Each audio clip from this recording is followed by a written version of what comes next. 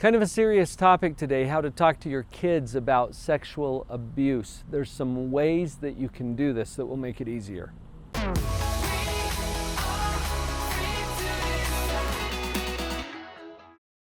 Today at Live on Purpose TV, Leta Greene, who is just killing it out there, educating people about how to do exactly what we're talking about here today. Talking about sexual abuse. You've got books, you speak.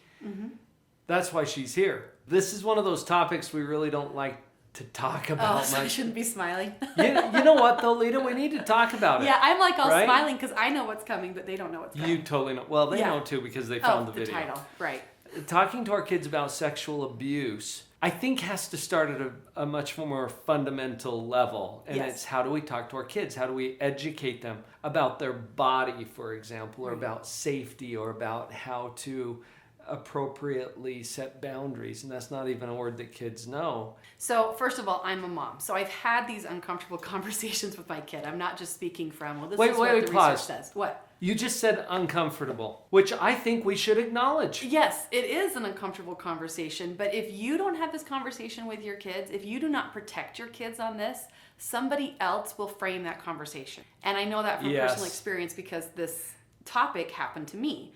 And they took the very good lessons that my parents taught of don't say anything if you can't see something nice. And they reframe those. They manipulate and control your child. So you think you're teaching your kid one thing, but they know what you're teaching them and they use that against them. Because 80% of those that are molested by somebody that they know and are typically a trusted adult in their life. So you need to give your kids tools before they even realize what you're doing.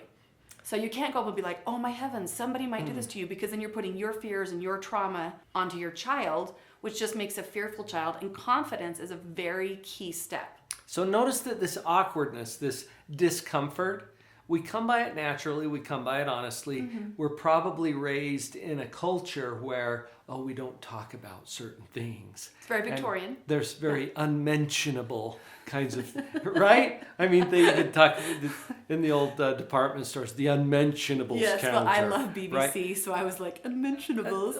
All right. So just acknowledge that there's some discomfort around. Even when we're talking to little kids, one of the funnest things about little kids is they're learning to talk. What's this? Nose, and it's so cute, and we all applaud, right? Yes. And show me your eyes, and they point to their eyes, and we get down to the belly button, and then we skip a whole area. Or where's your knees? We call it a wah-wah. Yeah, or some playful term. And I was a medical interpreter for the deaf, and this kid comes in and says their wah-wah is hurting, and I just went, this is something. So I dug a little deeper, and I actually did the what's this called? And I was like, I'm so embarrassed, but I don't know where my wah-wah is. And then the kid pointed, and the mother was horrified, and all the trauma it was obvious that this child was being molested. But because the mother was uncomfortable saying the word vagina or penis, that opened a door for someone to get in there. Right. And making it uncomfortable, when we teach our children to only say nice things, to only say things if it makes people happy, we're not teaching them necessarily to say the truth. Because saying don't, stop, are not comfortable or nice statements, right? So when we're potty training our children, also at that same age, we're also taking our children from being physically dependent upon us for their hygiene to them being in charge of their hygiene. Yes. So I'm like, okay, I would start with the hands. They're going to wash their hands first by themselves. That's the first responsibility. You're holding them up to the sink to wash their hands. And then you're taking them to, okay, now we're going to wash your arms. So when we're in the bath, and I would start, now you're so in charge of that. Now here's the rag, you're washing this. So they're in charge of their arm. So this also helps when so they get to own their body. Right, they're hitting. It's like, but that's your arm. You're in charge of that arm. Right. You're in charge of this. You're washing it. So it's helping not only like, I didn't even realize yes, you did. It's attached. It's part of you. And so ownership also leads to confidence. And this awareness that they are special and that they are unique and it's their body and they are in control of it. Right. And I know Dr. Paul has made so many amazing videos, and they're all around this kind of thing with your kids of giving them ownership of things. I haven't seen all of them, but I've seen a lot of yours, and I'm like, yeah, that's right, Dr. Paul. It's like he knows what he's talking about. Well, thank you. Yeah, well, And so when you get to washing these parts of the body, It's like, now these are going to be called your breasts for girls, right? And you'll notice that boys might want to walk around outside without a shirt on, but because these are so special and so amazing, it's like how we close the door when we go to the bathroom. These are going to be your breasts, and these are private. And there's no shame in that. It's just the doors close when we go to the bathroom. The doors close when we because after that same around the age, we don't want our children streaking down the street. We're like, oh, sweetie, we wear clothes. You don't see the neighbor man doing that, hopefully. Yes. You don't see the neighbor man doing that. That's another problem. Right, and then when you get down here, it's your vagina or your penis and your bum, because these are areas that can be sexualized. Yeah. And we want to make sure that our children know what we call them, and they don't have shame around them. And as your kid cleans them, you're like, oh, good job. You're doing such a good job. Now, because you know how to clean this, mommy will no longer be touching you there. In fact, the only time you'd even be touched there is maybe at your doctor to make sure you're healthy. And of course, mommy or daddy would be there. But now that you know how to clean it, the only person who will be touching that is you. Who's the only one who's going to be touching that? You! And make a fun game out of it. And so your child has no idea what you're really saying to them, what you're really trying to protect them against, but you do. You've not burdened them with this, there are bad men in the world, because statistically, that bad man or that bad woman are someone they love and trust. Right. There's something I want to add here, yes. Leta, because the way we talk to our kids makes a difference and can instill in them either confidence or fear. The terms that you use can help them to gain some of that confidence. So using correct anatomical terms is a really great idea. Mm-hmm. It gives them a way to express themselves in the future should they ever have a problem. Right. Or something that they're concerned about. They know how to talk about that, and they don't run into the same problem that you did with your interpreter. I was the interpreter. So you were the interpreter, right? Yeah, I was the interpreter, yeah. In that example. So having the words is an important piece. I think there's another part here that we sometimes skip over as parents, because we sometimes collectively refer to certain parts of our body as being private or secret and there's nothing wrong with those words. But they often are attached to shame. That's what you're getting right, at, right? Exactly. Yeah. So what if we were to put some understanding behind that? Mm-hmm. I really love the way Jan Hindman handled this in her book, A Very Touching Book, where she talks about 3 kinds of touching. There's good touching, that's the kind we all love to get. It feels good, a hug or a pat on the back. There's bad touching, which she defines as something that hurts you.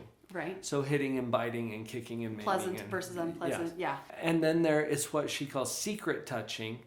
And the way she sets that up is, and this is one way to talk to kids about abuse, actually.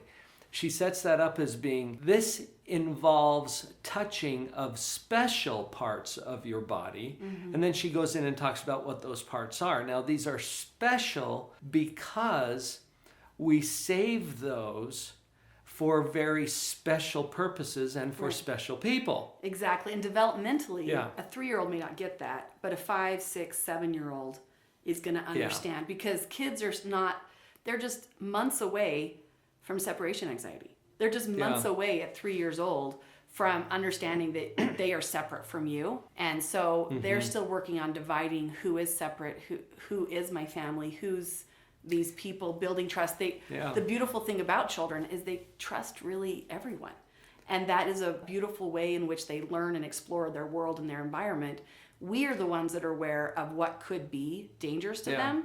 We carry that. We don't put that on our kids, because, again, we're stripping away potential confidence by making them fearful or ashamed. And so you want to do it at age-appropriate ages of what this is, and starting at framing their body, that their body is their responsibility for it, that it's not anyone else's responsibility. I also am a really big fan that there are no secrets. That's why I like Jan's word of special. Right. And let me finish the idea that she shared, because secret touching has to do with these special parts, and then we define what those are. Mm-hmm. And kids can connect with special, because you can talk about a special day, for example. Your birthday, Christmas, whatever. They get that that's a special day. And there are special things that happen on that special day, right? So the word special carries a little different connotation. Mm-hmm. But then she says it's called secret touching because it usually involves someone touching those special parts of your body and then wanting to keep it a secret. Right. And it usually involves an older or more powerful person with a younger, more vulnerable person. So that seems to help kids understand, okay, these parts of my body are not shameful or even secret. I mean, everybody's got special parts, right? But they are special.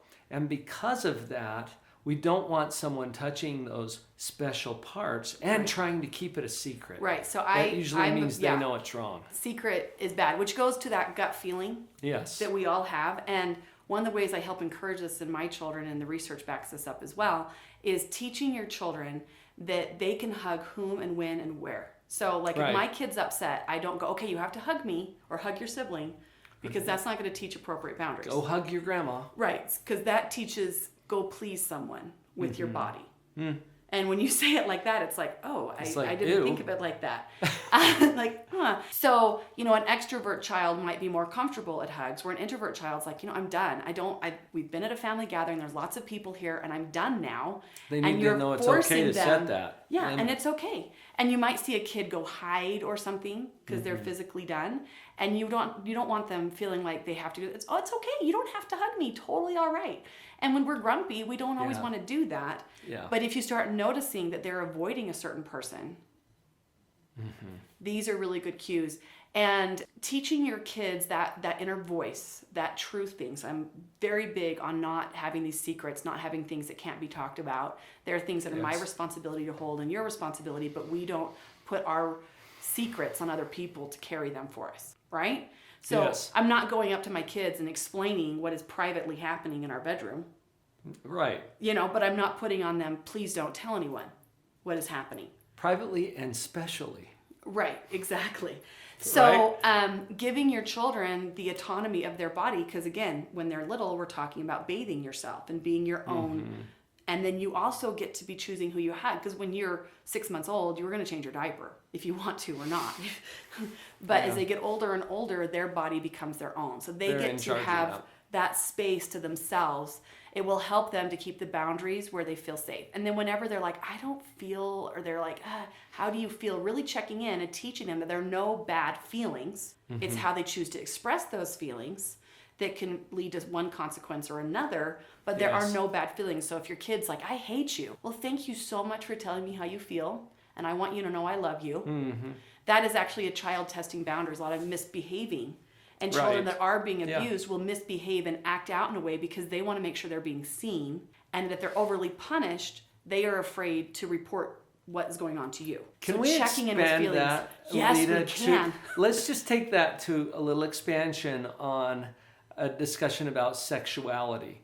Because often abuse, and particularly sexual abuse, is so confusing because it doesn't always hurt. It doesn't always feel bad. Yeah. It may even feel pleasurable. In fact, it usually does feel pleasurable to children. In some ways. Right.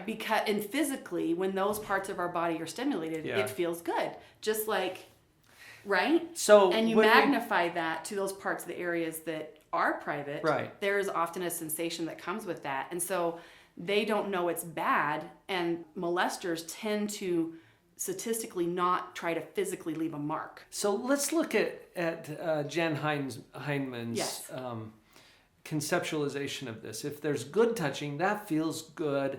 Nobody's trying to keep it a secret. Right. It's like an arm around the shoulder, or an attaboy, or a high five. That's all great. And she says, what do you do about good touching? Well, you get as much as you can because it's awesome. Right? I love hugs.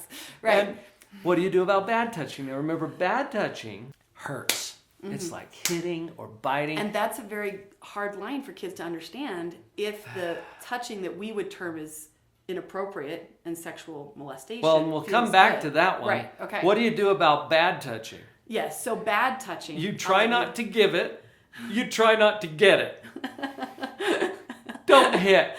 Yeah. You remember that rule? Yeah. Again, this is your arm. My son. I'd be like, well, whose arm is it attached to? Yeah, who's running this thing anyway? So weird. I didn't even realize I hit them. Now, what about secret touching? Because the feelings can be very complicated, and I wanted to acknowledge here too. So sexuality is one of the most complex, sometimes complicated, but also rich and abundant parts of human experience. And we send a a mixed signal to our kids sometimes. Sex is bad, sex is dirty. Yeah. Save it for someone you love. No. Wait, show them you love each other.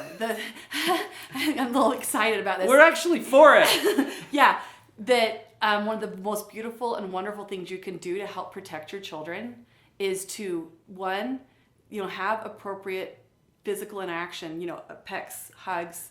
Oh, I kiss him longer, I love him, but we're not, and you turn to your kids and say, but I'm not hiding that. Right, it's not a secret. Yeah, everyone knows who I kiss, but I'm only kissing him because of our commitment and our marriage, or however you want to frame it. And then, this is a big one, and this one really shocked me in the research.